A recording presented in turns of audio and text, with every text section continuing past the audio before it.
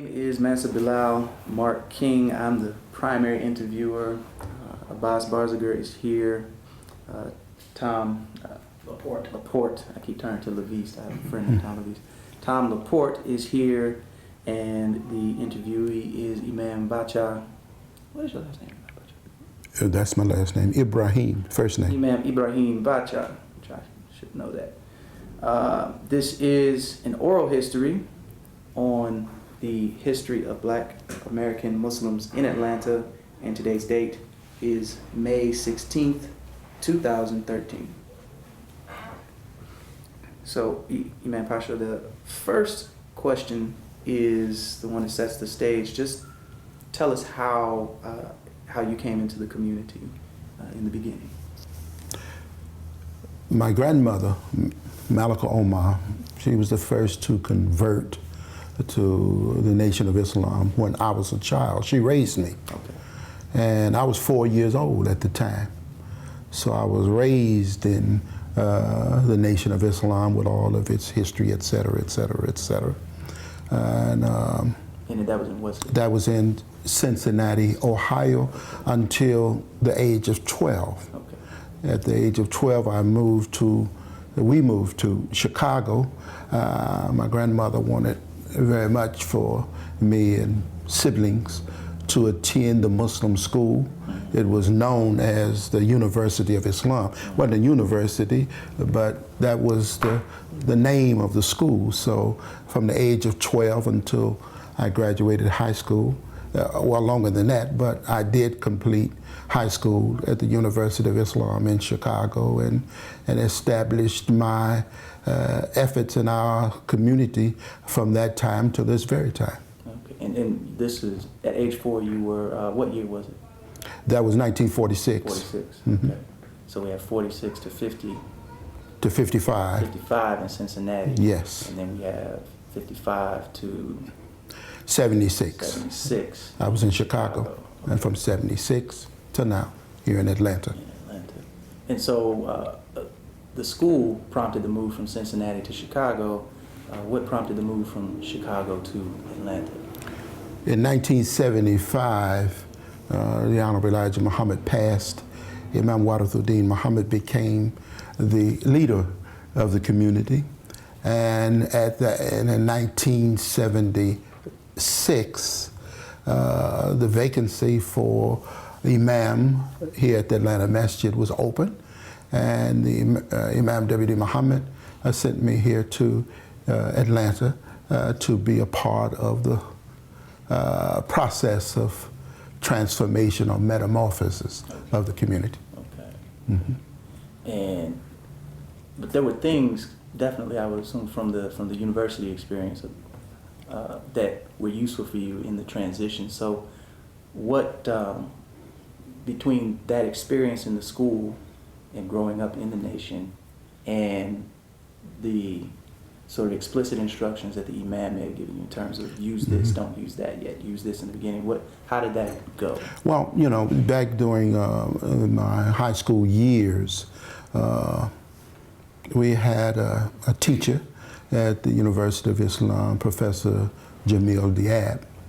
And though we had the teachings and philosophy of the Nation of Islam, Professor Jamil Diab, he also included in his lessons, and the Imam was one of his students, as well as myself for a very short time.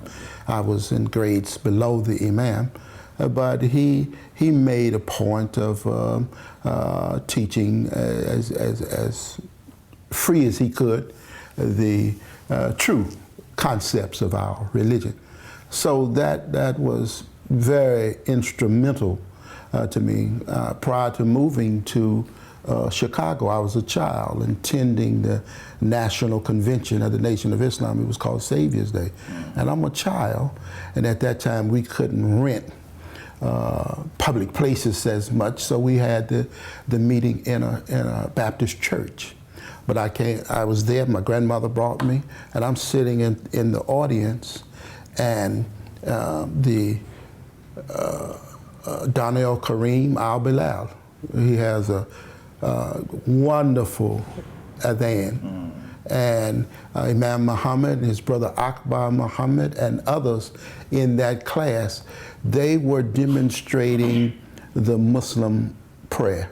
Okay. And I actually was sitting on the edge of my seat. I'm a child, seeing and hearing this for the first time, and I was very, very moved by it. I probably was 10 or 11 when that was actually occurring, and I'm seeing this and witnessing this. They were teaching Salat. They weren't teaching, they were demonstrating.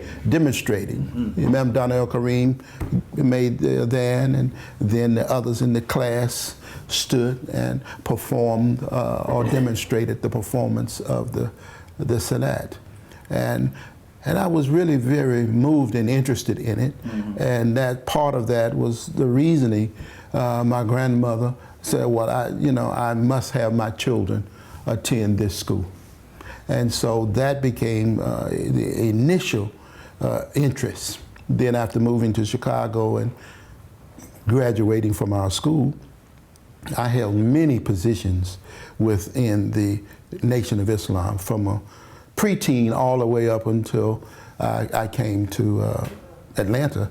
I held a whole lot of positions. I was friends with one of Elijah Muhammad's grandson, Hassan Sharif, which afforded me the opportunity I could go in and out of the home of the Honorable Elijah Muhammad, but I was close to all of his sons, daughters as well.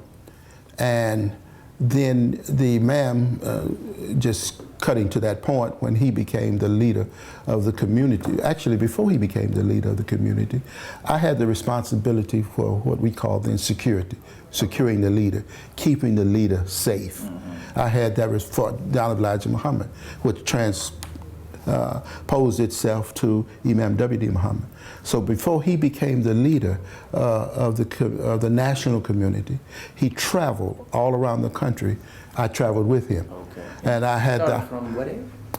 Well, this was 1974 when he was doing this. Okay. 1974, and I traveled with him to all of these cities where we had mosques or temples, and he was addressing the ministers in all of these sections of the country and giving them insight as to where we were headed. And so I was responsible for his safety and security, but also it gave me the opportunity to listen to his message, to learn his message. And so I traveled, I listened, I learned, and at the death of Elijah Muhammad, I had a friend of mine, close friend of mine there. He said, well, where do you think the community is heading? And I told him, well, there's going to be a 180-degree change. And that was pretty accurate. It was a 180-degree change, but that was because I had traveled with him and had the opportunity to listen to how he was addressing the ministers and letting the ministers know what things were going to be like when he became the leader. So in that time, he didn't really have to, when he sent you to Atlanta, he didn't have to tell you, use this book or use this training perspective. He trusted you to. He did trust me as well as he trusted others. But one of the things that he made certain of, with all of those that he was appointing and working with to turn them into imams, he had regularly scheduled meetings, classes with this whole group, ministers from all around the country. We would come to Chicago, and in those sessions, he would address us in terms of the things that is particular to our religion. He would demonstrate and teach on the salat, the prayers, and the meaning behind it, like I've never heard it from any others. And he would talk on wudu while you're washing your hands. While you're washing your arm. Your hands is a picture of your deeds. Your arm is a picture of your strength. Your mouth is a picture of what comes out of it. Your nose is a picture of your desires. And you're trying to get all of that clean. And he would hold classes with us on all of these important aspects of our community. And we would get in a lot of his public addresses, they were transcribed. and the ministers got copies of those transcripts, I see. which we could use.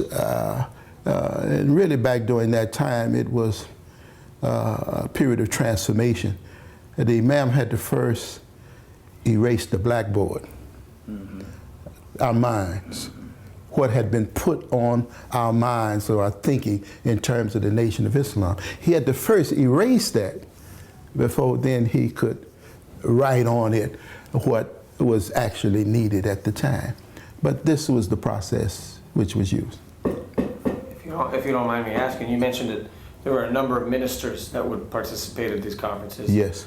Or these classes in Chicago. Yes. But just as you're mentioning the erasing of the board, there's some pieces that don't like to be erased. And so what was it like in the climate of the whole country when these transitions of people coming in and out were? I mean, who did he choose to send out? Where were the places that he put his emphasis about sort of seeking the most change out of? We know that there was a lot of conflict within the organization, but in general, can you tell us sort of who were the key people in the transitions? For example, we know you were here. In Yes. other cities and other major areas, who were those individuals going out? We had, back during, prior to the leadership of the Imam, we had what we called, the country was broken up into regions. And there was a regional minister for these 6 regions of the country. Those regional ministers had the sway over all of the ministers in that particular region. This was the southern region. And so in this city was Abdul Rahman Akil. He was the minister here at that time, and he, in terms of Florida and South Carolina and Georgia and Tennessee and Mississippi.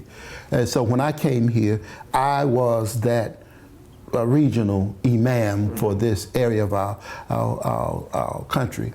And West Coast, it was Abdul Karim Hassan, who is now the resident imam of Masjid Bilal in Los Angeles, California. In New York City, at one point for a brief while, it was Minister Louis Farrakhan. He had the responsibility for that area of the country. But we had these 6 regions, and then there was the regional imam who had the sway over the imams in that area. But when it came to the imam addressing and teaching the imam's groupings, he not only didn't invite just those regional imams, he invited them all the ministers. All of them were open to come and sit in those sessions So with the him. regional heads as well as the people under them. As well as the people under them were invited to come and sit and get the directions and the training and the teachings that the imam was given. Yes, there were many who could make the transformation. There were some who didn't. Those that did not actually were those who never saw themselves as a student of Imam W.D. Muhammad. If you couldn't see yourself as a student, then it was going to be impossible for you to be taught. And those who saw themselves as a student, then they had the benefit of learning a lot. Minister Louis Farrakhan, he was part of all of this. I mean, when we traveled around the country, when I traveled with the Imam prior to him becoming leader, New York City was one of the stops that he made, and he was addressing all of the ministers, and Minister Louis Farrakhan was one of those individuals that was being addressed. But he never saw himself as a student. I know Islam. You can't teach me Islam. So he never saw himself as a student. So ultimately, he did not make the transformation. But those of us who saw ourselves as students and learning and coming to grips with the reality of our religion, I can recall back in the Nation of Islam days, I was what was called a first lieutenant in Chicago. That's the person who's in charge of the men. the men under the captains. But I was first lieutenant myself, and there was another well-known member of our community now, Imam Qasim Ahmed. We worked together in those capacities, but both he and I, you know, we were very interested in true Islam. So we used to read books. I mean, it was frowned upon by a lot of folks in our community at that time, but we would read a lot of Islamic books, especially those dealing with seerah, history, the companions of the Prophet.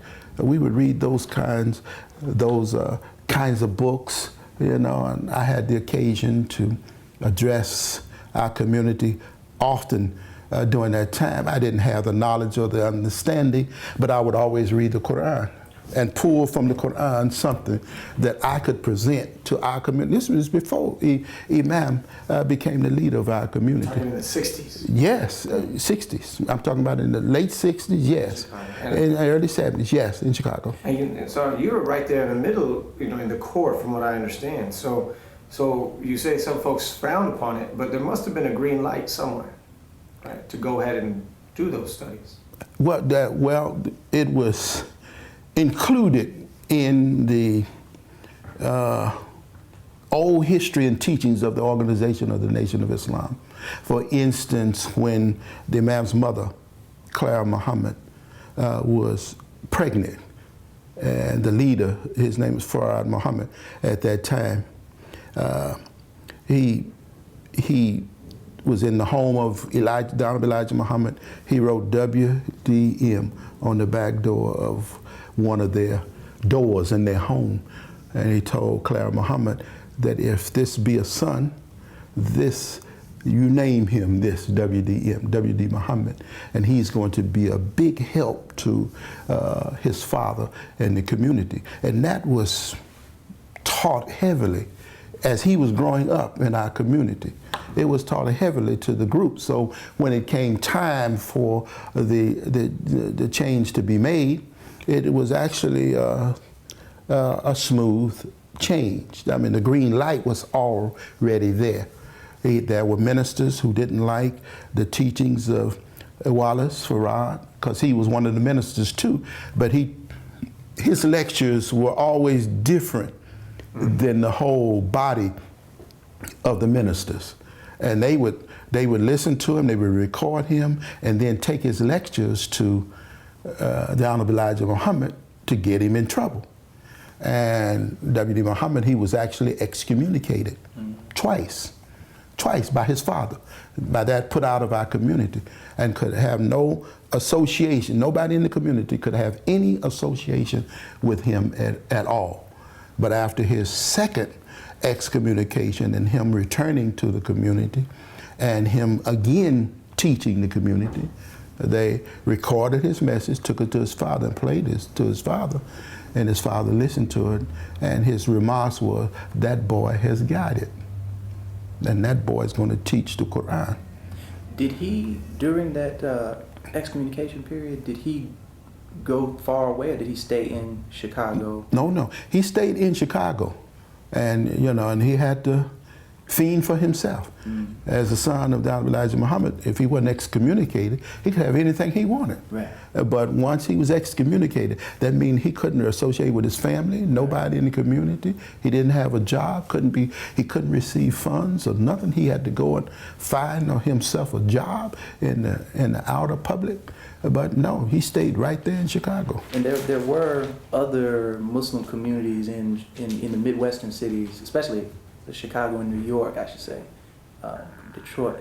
By that time, do you know if he interacted with those communities at all during that time? He didn't interact with any of those that were under the umbrella of the Nation of Islam. Right. It was forbidden. But just the other Muslims? Other Muslims, yes. He did? Okay. Yes. Okay. So what? Because that's leading to sort of the question about the political atmosphere as you get into the early 70s, mid 70s,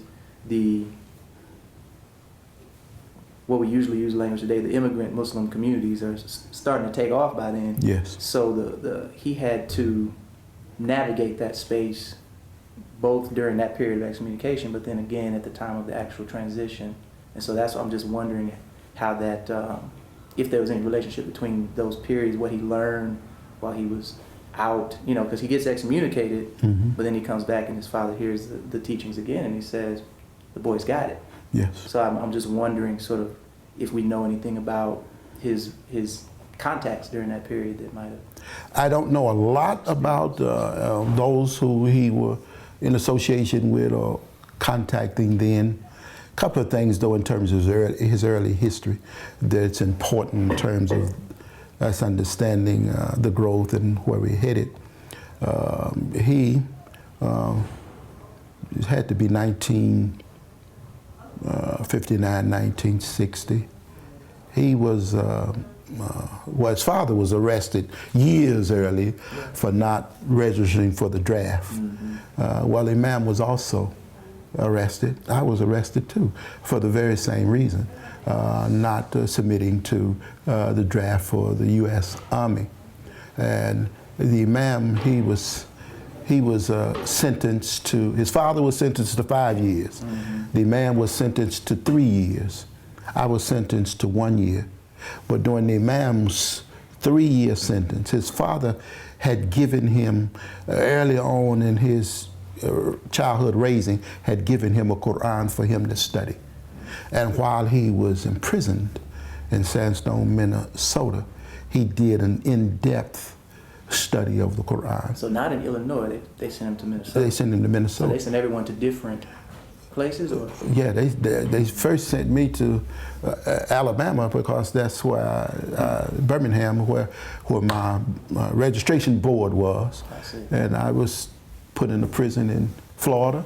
It was like a real nice camp. I could have stayed there for the whole year with no issue. Sunlight and, you know, and good food, good breakfast, you know, and the food that you could eat, that Muslims could eat for bread. You might not be able to eat the lunch and the dinner for all the pork, but for the breakfast, you could really get a good meal, no guards anywhere. And then after a couple of months, they say, well, Abraham, we're going to send you to Chillicothe, Ohio. And why?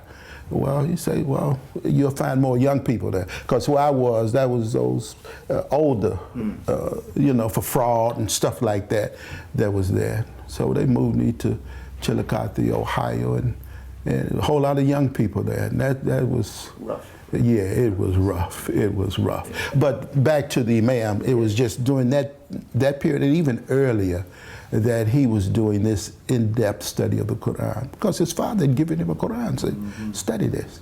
And he had gone to Al-Azhar in Egypt at some point. No.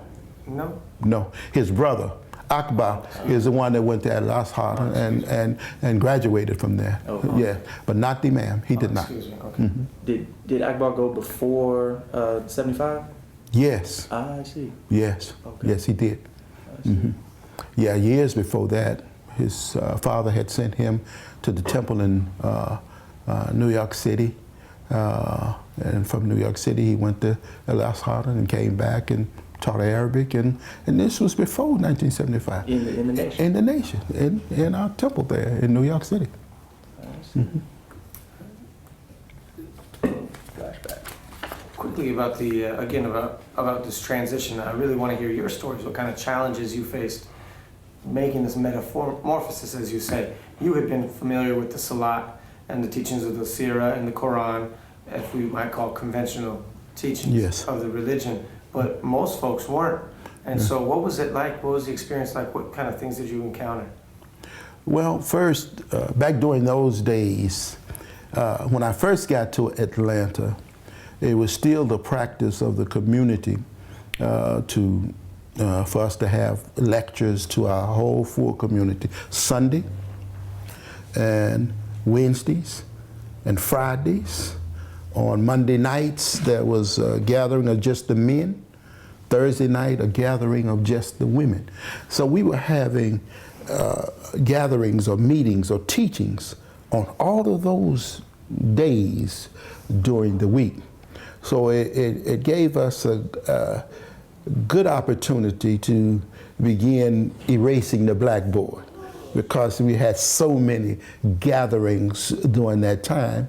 And it was a wonderful opportunity because the Imam, even though it was early on in his leadership of our community, as we were erasing the board, he was putting in place at the same time the true things. And it was easier for us to make, for those who were intent in terms of learning, easy for us to get across, for instance, fasting during the month of Ramadan. We were always fasting during December. Right. So we had some sense of fasting. And so to really put it under the lunar calendar rather than the solar calendar, that was readily accepted, you know, by the vast majority. And the other tenets of our religion, yes, we knew dua. That's the only way we offered prayer. We knew dua, but to go from dua to actual performance of the salat, it was also easy when we could associate with the ritual some knowledge or information of why this ritual, why you're doing this, what's the meaning associated with it.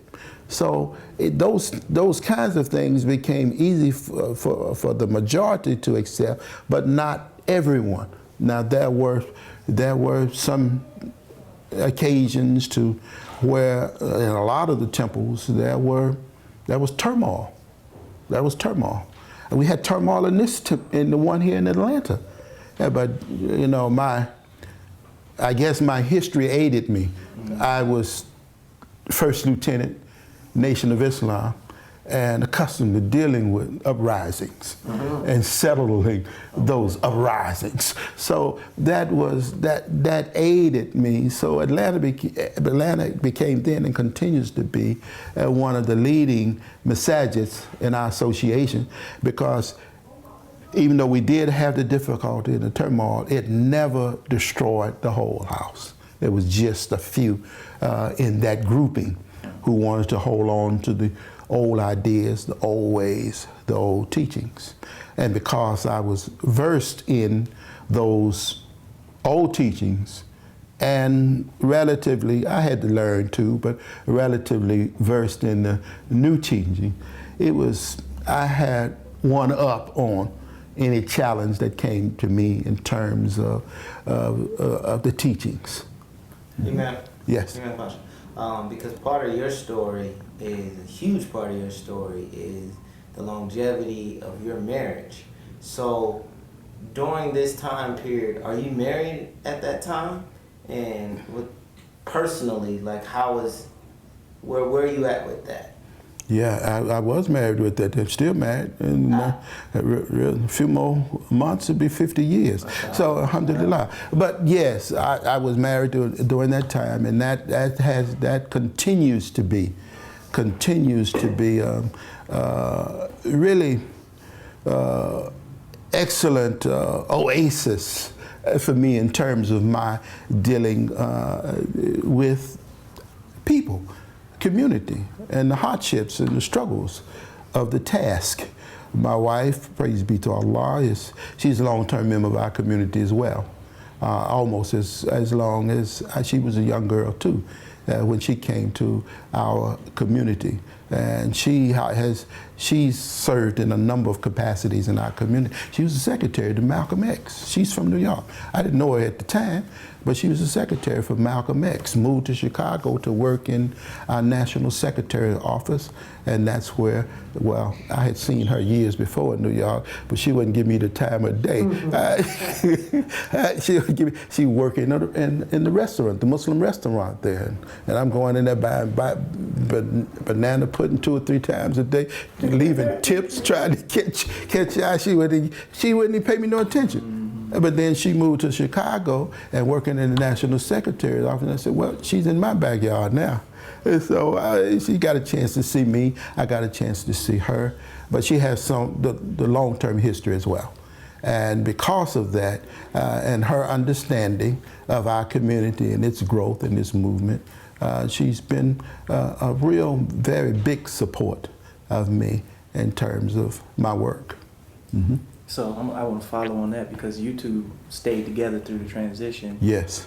Would you say most of the people who were married pre-75 were still married post-75, or would you say a minority made it through that together? Just of the people that you knew. No, the majority stayed together. Majority stayed together. Now there were some who didn't stay together. There was some a few, one remained one way and the other went the other way. There was a few like that, but the majority stayed together. But do you know of anywhere one went the other way, the other stayed the old way, but they actually stayed together as a married couple? No. No. I do know. I know of some who were like that, but not in terms of those that I had relations with. Mm-hmm. I can understand that.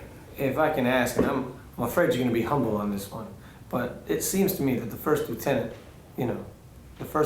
being chosen to come down here to the South, and now you mentioned that Atlanta remains sort of a vital part of the national community. Yes. Was there a plan in that? Was Atlanta seen as a place to sort of set up the metamorphosis as a national model, maybe because of the dynamics in other parts of the country? Well, yes, I think it was part of Imam W.D. Muhammad's plan. You know, because I was first lieutenant. First, I was not just known in Chicago. I was known around the country, and because of that, and having visited Atlanta on a number of occasions and interacted with the membership here, the brother who was captain here, Ben Asset is his name. He was also, he is, and what he was is also one who was very thirsty for knowledge. So he, in fact, also, even prior to the man became coming in office, he used to read a lot, study the religion a lot. You know, and when folks are like that and have studied the religion, it's impossible for it not to show itself among your members. So the community here was the soil here was pretty prepared for that, fertile for that. Mm-hmm. That's good to know. And we've gotten, I think, from our talking with other people, that there was a sense of Atlanta, and probably all the southern cities, but certainly it's been discussed, Atlanta was kind of a place where a fresh start could be made in comparison to, say, a Philadelphia or New York, where, you know, lots of communities already moving and doing things by 75, all saying, look, we're all Muslims, but not necessarily always agreeing on what it means to be Muslim, but that in Atlanta, it was smoother. Well, Atlanta, yeah, well, it might, for a few it wasn't that smooth. Yeah, explain. But Atlanta itself, the city of Atlanta, prior to me moving here and visiting Atlanta on occasions when, for instance, when the Honorable Elijah Muhammad was coming here to speak, the Ku Klux Klan had put out an announcement that he's not going to speak in this town. And that just motivated a lot of us to come. That is, make sure that if he wanted to speak, he was going to speak. So I came, you know, and back during that time, a lot of us did traveling by bus. We chartered buses. We'd come to Atlanta, and back during that time, it was segregation. You know, it wasn't a whole lot of hotels that would open their doors to us. But when we pulled up in our buses, the folks all around this place where he was to speak, African Americans, they were opening up their homes, inviting us to come in, to sleep, to shower, to stay there, have food if we wanted. You know, and I'm from Chicago. It gets so cold in Chicago, you know, you can hardly speak to people on the street when it gets cold. But I saw all the warmth in the people here in Atlanta, and, you know, and that's true about this town, you know, and it was also then true about our membership here. True about our membership here. The people here, the people in our community, were very warm, very receptive. Yes, they kept their eyes on you, but that's what I told them to do. Keep your eyes on me. examine what I say and what I do, but keep your eyes on me. But the people here they were like that. Now we had some who, a few. I mean, we had a few months of real big turmoil in the temple. For just a few months, not even a full year. No, not for a full year. No, not for a full year. But for a few months, it was an uphill battle. Mm-hmm. Mm-hmm. If go ahead. Yeah. I want to take it back because there's something you mentioned that I wanted to come back to.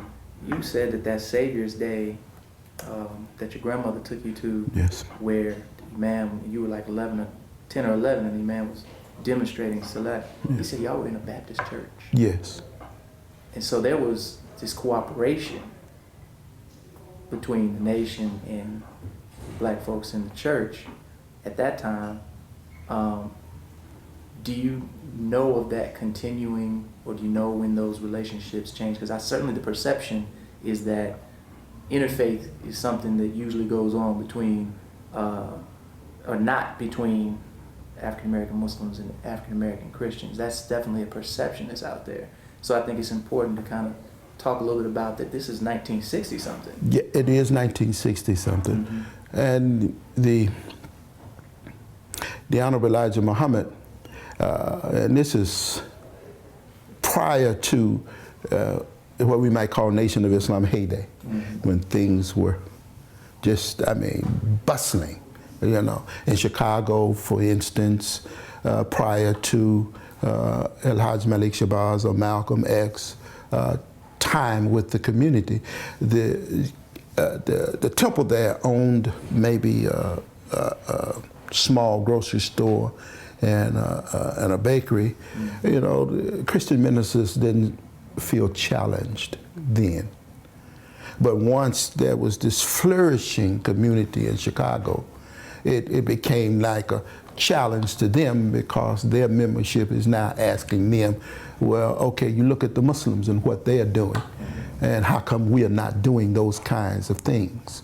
But prior to that time, there was a good relationship between members of the black clergy and church and its memberships in the Nation of Islam, because the members of the Nation of Islam was being, back during the civil rights time and that era and stuff, we were being discriminated against, and there's this affinity between folks who are oppressed, even though you may not have the same ideology, but your oppression is the same.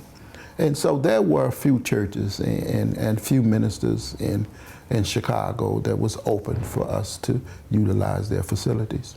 Were there any in the South as well? Did you know? Yes, there were a few in the South. Almost every place we were, we had some kind of good relationships with the clergy and the people of the black church. Mm-hmm. But that's really 50s, 60s. Yes. Early on in our development. Mm-hmm. Very good. I personally appreciated these stories of the teachings about the wudu. Yes. Imagine going back. Are there other stories, other teachings that you can tell us, that were captivated or were helpful in helping that transition? You said providing meaning to the rituals. If you could just go, as if I'm a student back then. Well, our Imam W.D. Muhammad, he was very free with his knowledge, and his telling us again and again that there's no priesthood in al-Islam, that the knowledge should be open and available to anyone and everyone. And when he was addressing, for instance, the questions to us about race, mm-hmm. and what our thinking was in terms of the nation of Islam and the positions of blacks being gods and whites being devils, and that kind of language and the way the Imam would address it, and black man is the original man. The Imam would come out and in his lectures he would say, well, okay, we're saying the black man was the original man, but is the original better, more useful than what comes later? The first car, does it compare with the automobile of today? You know, and that he was trying to erase that from our minds and our intellect, and you know, and he introducing, yes, the rituals to us, and you know, and going over the language in terms. I can recall when I come to Atlanta, we still had chairs in the musalla. Before we removed the chairs and put down the prayer rug, we had chairs in the musalla, and within a year's time, the Imam was telling all of his imams or ministers to take the chairs out of the musalla, put down carpet, begin to establish the prayers, teach the people how to perform salat, teach them the meanings behind, yes, wudu, but also behind the movements in the actual prayer itself, in the salat, or you know, qiyam. That's man in his highest position. He can't rise any higher than that, but that's our first position in terms of our salat is qiyam, when you rise to your highest position, and how that relates to what science have come to call us, Homo sapiens, the upright creature. But here's our prayer being a demonstration of that, and he went through all of the steps of our salat and telling us what that what it means and what it represents, and then getting to the fasting during Ramadan and going through the lunar calendar. And I can recall when we our first fasting during the month of Ramadan was when the season was really, really hot. Really, really hot. That was our first introduction to Ramadan during the lunar calendar. It was so hot, but at the Imam, him teaching on the fasting and what it represents and what it means, was making it so. We used to fast in December, with shortest days, coolest weather. I mean, that's how we used to fast every year during those times. And couldn't eat meat during that fasting. No meat. No meat. For the month. For the whole month. No meat. And it was the fasting as the fasting is now? It was fasting as the fasting is, sun up to sundown. No drink? No drink. Was fish considered meat? No. You could eat fish. Oh, okay. You could eat fish, but no beef, no lamb. Okay. You could no chicken. You can eat no meat. And then you had your fasting like that, and then the Imam comes and gives us the better understanding of it. Back during that time, no shrimp. We couldn't eat shrimp. Oh, okay. So imagine now, Is that all the table. no crab, no lobster? No. Just You couldn't get none of those shellfish. But imagine now the table opening up now. All these people who have been used to, prior to converting, eating shrimp and having to stop, and now being able to eat shrimp and come back to it. You know, it was and then the messages that the Imam would give. We would have what we call a First Sunday National Hookup, where the Imam would speak and all of the masajids around the country had voice coming from that address. Okay. Back in 1975, 76, they could hear him themselves as he addressed all of these practices of the Muslims, or teachings of our religion. And from what I understand, we have a lot of those on cassette tape, and some of them are recorded. Yes. Yeah. Yes. Yes, some of them are recorded, a lot of them. Yeah, alhamdulillah, what we hope to do, inshallah, as a service is to make sure those are preserved properly. Okay. To digitize them if they haven't already been digitized, put into CD and DVD format and all that. In that time, somewhere between 75 and 80, he took the imams on Hajj. He took the whole community, the largest group of indigenous Muslims or people. He took the largest group on terms of the performance of the Hajj, 1977. 77. Did you go? Yes. Can you tell us about it? Well, What you can tell. I know Hajj is, you got to select some things. it was really a beautiful, wonderful, and beautiful occasion. We went under the auspices of Rabata, the Muslim World League. Okay. So, for the most part, you know, the journey was, compared with others, relatively easy. Okay. When we got to the airport, we didn't have to go through customs, those kinds of things. They just took us straight to buses. You know, I can recall we stayed in, we were housed in, this was a new school, just been built, never been used. And that's where we were housed in this facility. All the meals were being provided, you know. That was wonderful and beautiful in terms of first introduction to the Hajj, but it was too many of our members were thinking in terms of vacation instead of pilgrimage. Vacation is, so they came dressed for vacation rather than pilgrimage. But we had the Rabata, we had the soldiers with us, and they were getting us through the lines. But look at how look at how he did. It's kind of like the Quran and its teachings against alcohol and the steps to get you away from it. He did the same thing for us in terms of the pilgrimage. Okay, we accept this for a couple of times, and then soon after that, or after 2 or 3 times of us going on the Rabata, he said, well, we should be like everybody else that comes to Hajj. We can't accept the invitation of Rabata. We have to make our own arrangements for the performance of the Hajj like every other people from around the country.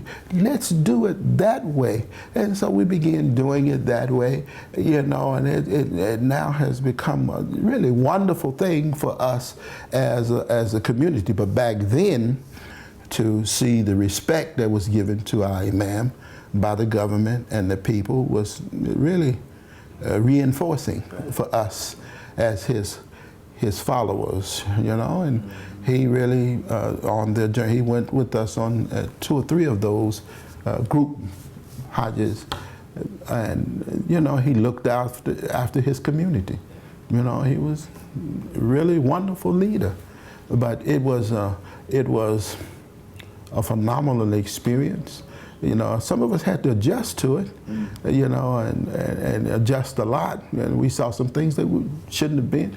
I can recall myself and my friend Imam Ahmed in our tawaf, and we're doing everything we can to get to the black stone, you know, and we're getting closer and closer and closer, and then when we get almost right there enough to at least touch it, and we were expecting to kiss it, but at least touch the stone. All of a sudden somebody, whop, whop, whop, whop, clearing a path for the king to come to the stone. And one of them hit my friend Qasim Ahmed, whop, and Ahmed he turned around ready to fire. Oh, wait, Qasim, wait, you can't do this. We on Hajj, you can't do that. But we had those kinds of experiences. Our sisters, you know, they were in their fabulous dress, you know, and Muslims from around the world, they're not accustomed to seeing that, you know, but they were in their fabulous gowns and dresses. So it took that little by little, until we got everything in place and started holding. For the first Hajj, we didn't have Hajj classes. But ever since then, we've been offering Hajj classes for the Hajis before they go on the journey. So what some of the teachings that the Imam gave about the rituals of Hajj? Yes. Of all of them, he would detail his instructions and his teachings to us, and why. I can hear him now talking about the rituals and telling us that the rituals hold the essence. Something is inside. It's like a bag of potato chips. You got this label on the outside, this bag on the outside, but what you really want to get to is what's on the inside. And you got to open it up, and you've got to come to understand these rituals and the values of them, and the prayers that you're offering, and being at Arafat and having your sessions and being able to talk with people from around the world. Get away from this idea that you're the only Muslim in the world. There are Muslims from all over the world, and you're living with them, and you're eating with them. And even though you don't speak the same language, you're communicating with them without all of these barriers being in the way. So he would give us those kinds of directions and instructions and teachings. But it was a wonderful occasion. That occasion, many were able to make the pilgrimage, and even this was stopped. It was steps. A lot of those in that first pilgrimage made it. The majority were poor, didn't have the funds. Well, the Imam's brother, Jabir Muhammad, the manager for Muhammad Ali, he paid a lot of those individuals Hajis way for that first Hajj, that first pilgrimage. Also, Rabita didn't sponsor that? They didn't sponsor the airfare. They didn't sponsor the airfare. On that side. Yes, but everything on that side, they sponsored. How did Imam Muhammad protect the community, I should say, from pressures like Rabita? I mean, folks invite you, but they also want to teach you a certain way. They do. They do. And so, they do. And they were only one group. Yes. In the late 70s, in the Middle East, every group had an agenda. Yes. And so I can only imagine the pressure that was on this community.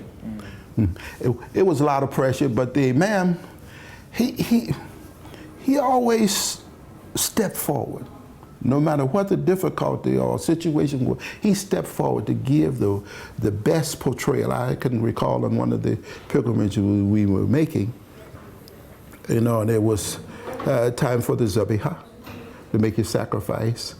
And we had a brother from another land who was traveling with us. He had never made Hajj either. We over there making, and I had studied and looked at pictures and stuff, and we were on the bus, and he tells the bus driver, stop, over here, Jabal Nur, we must go make dua. And I sat on the bus. I said, no, I'm not going over there to that mountain to make no dua. Yes, Imam, this is Jabal Nur, this is Mountain of Light, we must go make dua.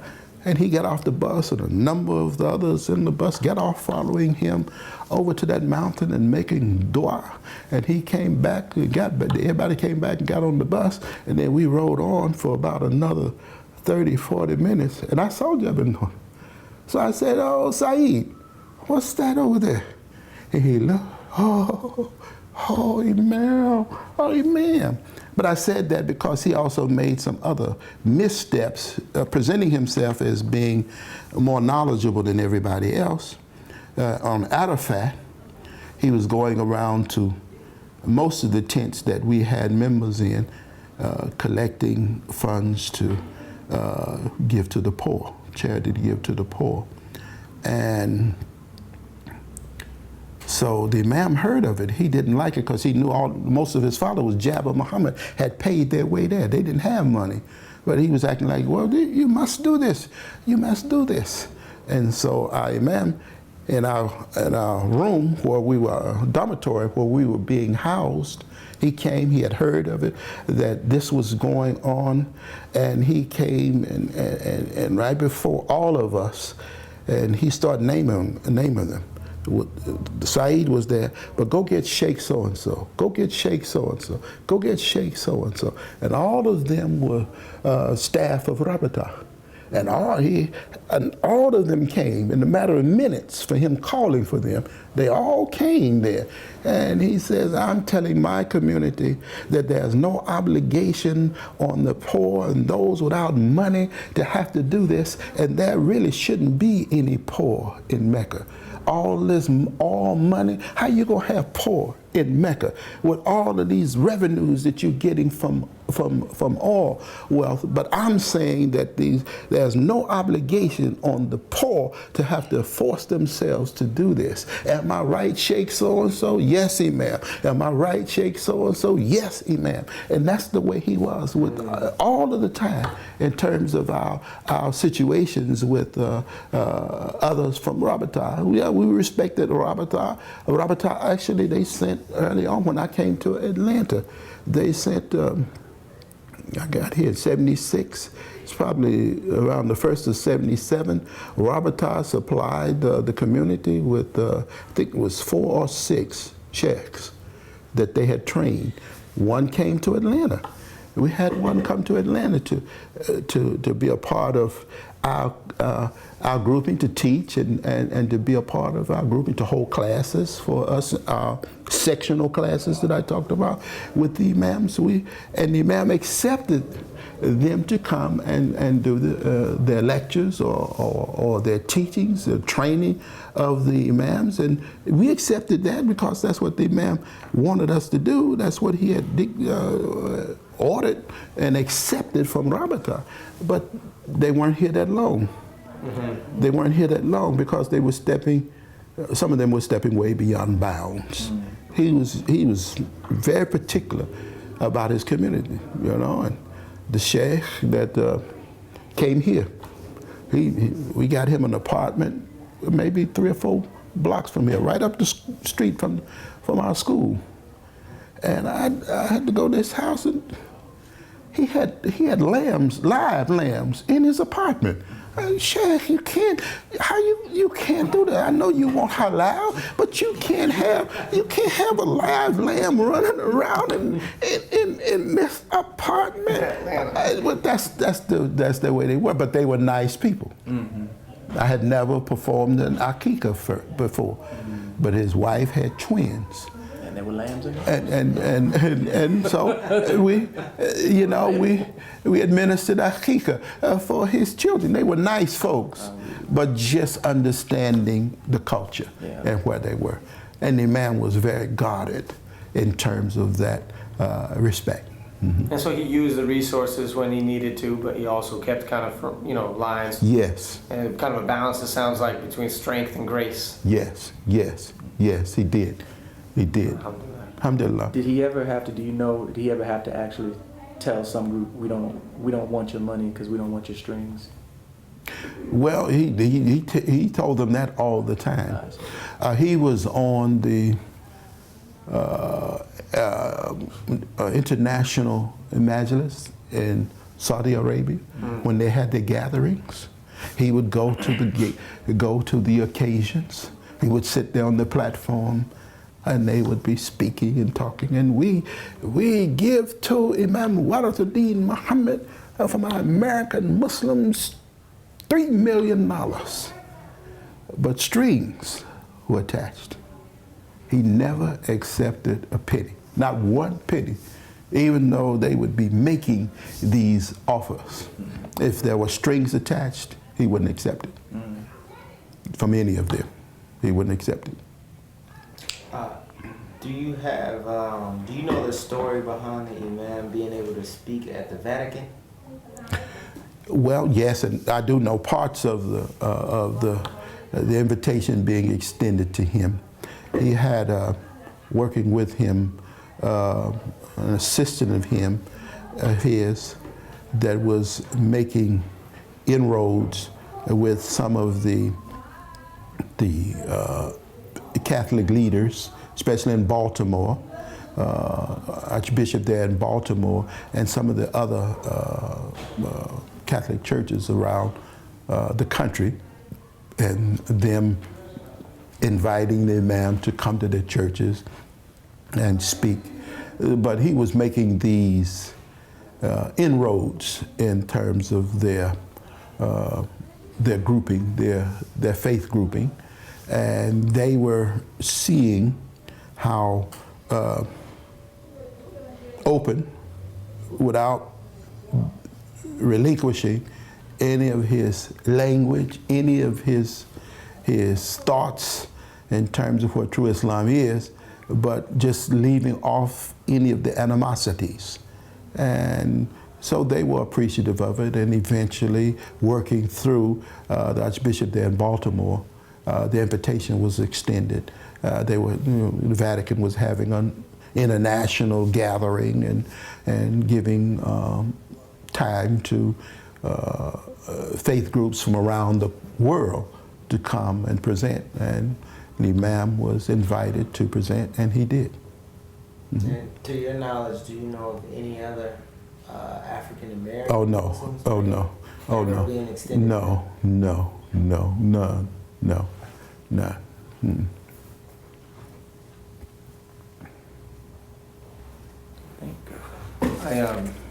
I want to be respectful of your time. We want to be respectful of your time because we hope, inshallah, this will be the first of many more conversations. Okay. And so Jazakallah khair. May Allah preserve you and extend your shadow, Sheikh.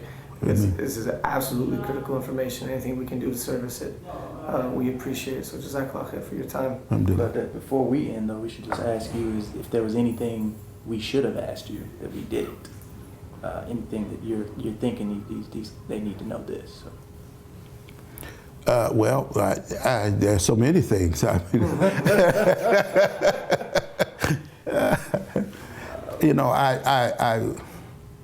I've been asked often about the transformation of our community, how it was achieved, and even with the breakaway with Louis Farrakhan, how there's never been any physical altercations between the grouping. I get that question a lot. How did we make such a transformation? That's why I used the language early on, metamorphosis. Mm-hmm. And when I first came to Atlanta, this was part of my presentation to our community in terms of this metamorphosis that was taking place. And I used the metamorphosis of the caterpillar to the butterfly. And you see the caterpillar and everybody, oh, this is ugly. A lot of feet though.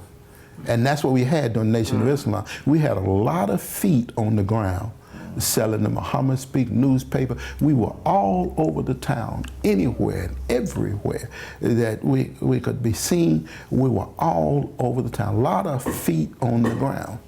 But at the same time, with the language that the message that we were preaching, we were weaving our own cocoon. We're weaving our own cocoon, and nobody, this ugly caterpillar, this weaving this cocoon, we were separate from everybody. Civil rights movement and everybody else, we had that cocoon. But out of that cocoon, one thing looking ugly and the other thing looking so beautiful, this butterfly, which could fly in the air, get the spiritual message, but also land on the ground, get the material message. And that was our transformation, our metamorphosis as a community. And right now, look at how many people don't have problems with Muslims, especially African American Muslims. No problems whatsoever with us. They like what we are about and what we present, and it's a wonderful thing. I think if you want to arrange for us to do this again as opposed to trying to do it all now, it's fine with me. I'm open to it because perhaps we need to talk about El Hajj Malik Shabazz and what transpired there. I was, as I say, I was a young person in our community, but in my teenage years and above that, I had a lot of different positions in our community. I was in a good position, as they would say. But as a youngster with Malcolm X, when I was in our Muslim school, whenever he would come to Chicago, he would always find me and my peers. He would sit down and talk with me and my peers, the young group. He would always find us and sit down and talk with us and tell us about his exploits and his travels and what he was running to. And he told us once, he said, yeah, I'm driving down the highway, didn't do a lot of flying then, but he was all over the country setting up temples back then. And yes, and I got stopped by the state police on the highway, and I'm just driving, and the police came to my car, and I asked him, well, what, was I going too slow? Because all these other people were passing me, and you stopped me, whether I was going too slow. But it was a nice occasion, a nice time. He invited me, actually, when I was a youngster, to come to New York and visit him, and I did.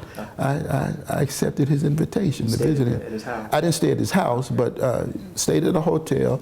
But he always met with folks at the Temple No. 7 luncheonette, the Temple's luncheonette there, and never sat with his back to the door. You know, he was just that cautious. Yeah.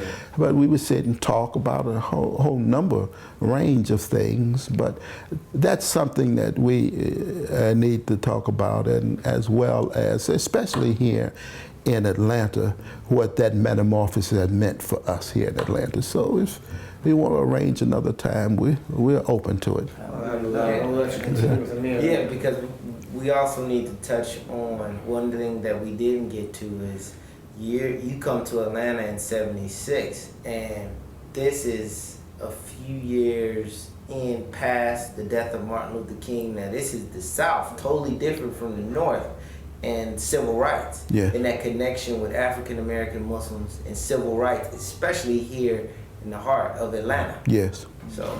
Okay, well, you know, when I first got here, '76, I made, well, we've always had a good relationship with whoever was the mayor of the town. Maynard Jackson was the mayor of the town.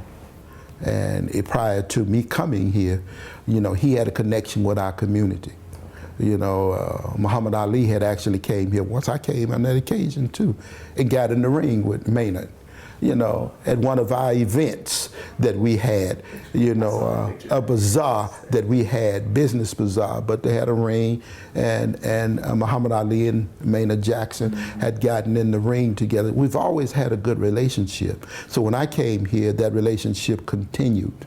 You know, and I hadn't been here that long, and I was very respectful of the mayor, you know, Maynard Jackson, but I'd be walking downtown Peachtree Street, and he would see me, he'd be in his car, he would stop his car in the middle of the street, and I was very comfortable with just saying good morning. But he would get out of his car, and before I could say it, he would be saying, Assalamu alaikum, Imam.